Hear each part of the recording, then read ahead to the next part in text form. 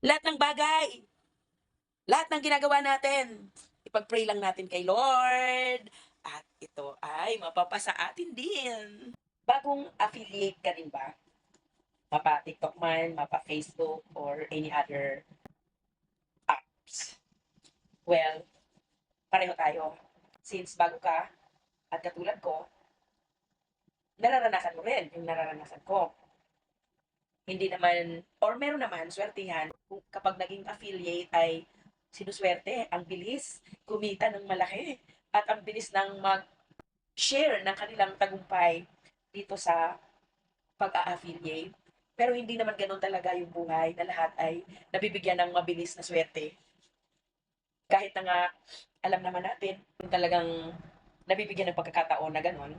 But then again, iilan lang yun. Hindi marami. Kaya maswerte yung ganun.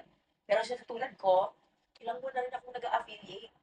Or, I mean, nung una kasi nag-affiliate ako, hindi ko naman diniretso. Tumigil naman ako. Saka ako bumalik at naggawa ulit ako ng mga video, which is until now.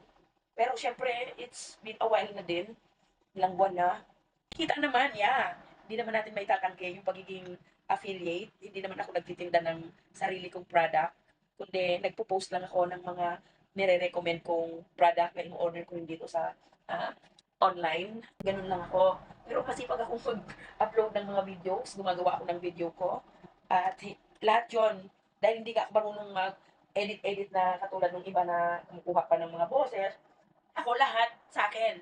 Gawa kong video, boses ko, voice over ko, lahat ng mga product, ako yung umahawak, mukha ko yung nakaharap. So lahat yun, ako original yan. Tapos ang sipag-sipag ko. Pero hindi ko naman masabing walang kita. May kita, pero kapapiranggot lang naman.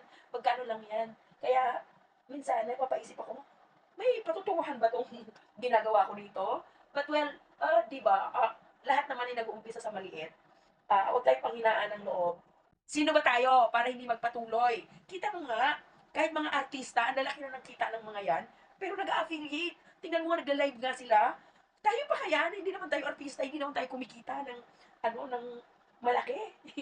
Di ba? So, anong karapatan ko para tumigil?